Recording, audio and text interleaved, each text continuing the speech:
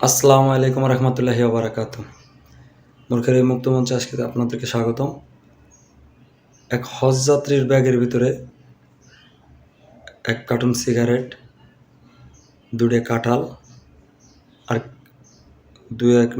অনেক বেশ কিছু অনেকগুলা জর্দার কোটা পাইছে। তো এইটা নিয়ে আমাদের আন্তর্জাতিক শাহজালাল বিমানবন্দরে এখানে চেককে ধরছে এবং এগুলা দেখাইছে এবং সাংবাদিকরাও দেখছে। তো এইগুলা না দেখলাম সোশ্যাল মিডিয়ায় বলেন, আপনার ফেসবুক বা ইউটিউব বা ইনস্টাগ্রাম যেখানেই বলেন, নানান রকম মতভেদ দিচ্ছে, নানান রকম ট্রোলের বানাচ্ছে, নানান কিছুই বলতেছে। কারণ হজযাত্রী এবং প্রবাসী কল্যাণ মন্ত্রণালয় থেকে বলছে যে হজযাত্রীদের এইগুলো বহন করা নিষেধ।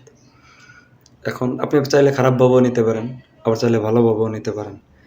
তো আমি চিন্তা করলাম যে ওনার যে বয়স বা ওনার হয়তো ছোটো ভাই বা আত্মীয় স্বজন বা খুব কাছের লোক হয়তো ওই দেশে থাকেন, যেহেতু এগুলো নিষেধ, তারপর উনি যেহেতু রিস্ক নিয়ে বা উনি জেনে শুনেই হয়তো নিছেন, অথবা উনি না জেনে নিছেন কিনা এটাও স্বীকার করে নাই।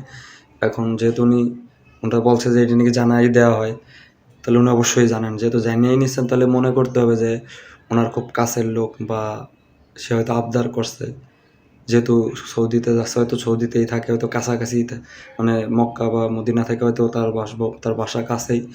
তো এই কারণে হয়তো এমনটাও হইতে পারে যে তার কারণেই নিচ্ছে, যে সে ওই দেশে যে ওইখানে দিয়ে দেবে, এমনটা হইতে পারে। কারণ প্রবাসী যারা থাকে ওরা অনেকে 5 বছর 10 বছর 7 বছর দেশে আসে না বা ওর থেকেও বেশি।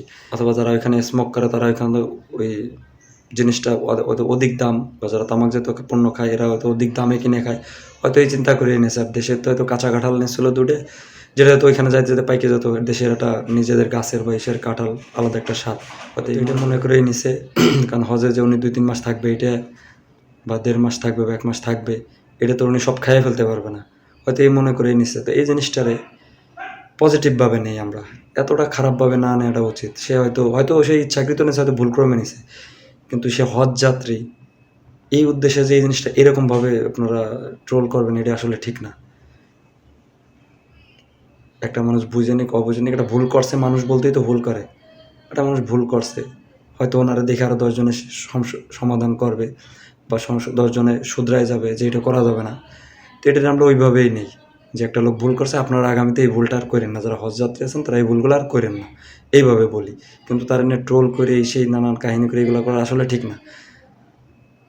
এটুকুই বলতে আসছিলাম, যে জিনিসগুলো ভালোভাবেও চাইলে নেওয়া যায়, ভালোভাবেও প্রচার করা যায়। এইটুকুই। আল্লাহ হাফেজ।